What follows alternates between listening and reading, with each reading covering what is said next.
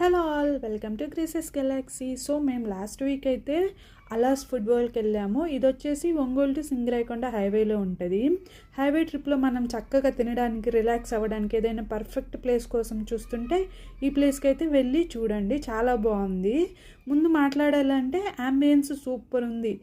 చూడండి, ఇలాగ బొట్టలతో అంతా డెకరేట్ చేశారు గ్రీనరీగా, అంటే మొత్తం పల్లెటూరు వైబ్ ఇచ్చేలాగా ఉంది. ఇంకా ఫుడ్ విషయానికి వస్తే ఫుడ్ అయితే చాలా బాగుంది. ఇక్కడ తిన్న వాళ్ళు కూడా రివ్యూస్ ఇచ్చారు. ఇక్కడ ఇలా స్టిక్కీ నోట్స్ అంటే ఇచ్చారు.